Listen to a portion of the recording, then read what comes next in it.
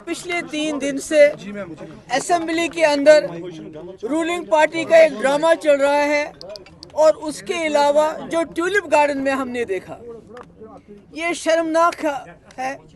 खासकर जो इस मुल्क के मुसलमान हैं जिनके ऊपर इस वक्त बीजेपी का पूरे ताबड़तोड़ हमले हो रहे हैं, उनको यहाँ की लीडरशिप उमर साहब ने, फारूक साहब ने मिलके, जो वहाँ से मिनिस्टर आए थे किरण रिजिजू जो यहाँ आए थे, उनका इस्तेकबाल करके उन्होंने पूरे मुल्क के मुसलमानों को ये पैगाम दिया कि जो आपके साथ इस वक्त पार्लियामेंट के अंदर हुआ, जो वक्त में अमेंडमेंट लाया गया, उसके साथ यहाँ की सरकार है, उसके खिलाफ नहीं है। जिससे मैं समझती हूँ हमारे मुल्क के जो मुसलमान हैं उनकी हिम्मत ऑलरेडी जो टूट चुकी है, जो एलिनेटेड फील करते हैं, जो मुसीबत में फील करते हैं, मुझे लगता है उनके लिए ये बहुत ही बुरा पैगाम था जो यहाँ से चला गया।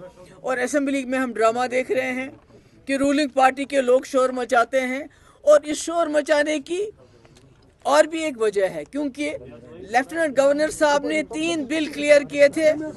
एक तो जो डेली वेजेस को रेगुलराइजेशन का, जो बेचारे सालों साल से बिना तनख्वाह के बहुत थोड़ी रकम पे काम कर रहे हैं, वो बिल क्लियर था। जो ज़मीन, गरीब लोगों को ज़मीन देने के लिए जो वहीद परा साहब ने और एक बिल लाया था, उसको एलजी ने क्लियर किया था। और तीसरा बिल, शराब के ऊपर बैन लगाने का बिल, वो भी क्लियर कर लिया था।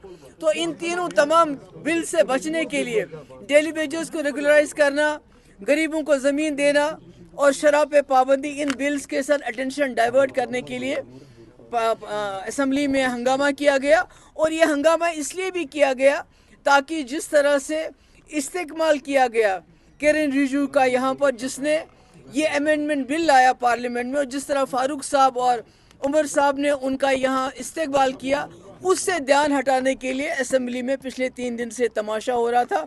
और आज हमारे साथ यहाँ हमारे एडवोकेट मजीद साहब हैं जो सुप्रीम कोर्ट लॉयर हैं। तो आने वाले 1-2 दिन के अंदर इंशाल्लाह हम भी इस जो वक्फ बिल पे अमेंडमेंट लाया गया उसको चैलेंज करेंगे। देखिए, ये तो कोई नई बात नहीं है जो हो रहा है। यहाँ सैटेलाइट टाउन्स बन रहे हैं, उमर साहब उस पर खामोश है। लाखों कनाल ज़मीन दी जा रही है, किसके लिए दी जा रही है? ये जो नॉन लोकल्स 83,000, आप मुल्क के अंदर कहीं भी नहीं देखेंगे इतने लोगों को एक साथ 2 साल के अंदर डोमिसाइल मिला हो।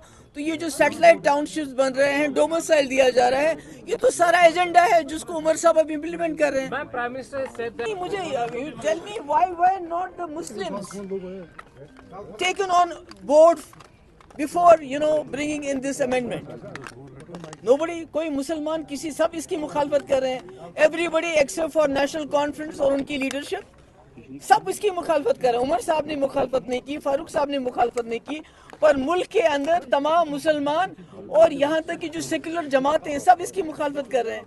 अगर ये मुसलमानों के हक में होता तो मुसलमानों के मडगुजारों पे इस वक्त कब्जा करने की कोशिश नहीं। मैडम, इस ड्रामा का क्या आपको इन दिनों असेंबली में होना चाहिए था और खड़े होकर ये बात कहनी चाहिए थी, जिसे तमिलनाडु में सरकार ने कहा हम इम्प्लीमेंट नहीं करेंगे, इसी तरह उमर साहब को भी कहना चाहिए था हम इसको यहाँ इम्प्लीमेंट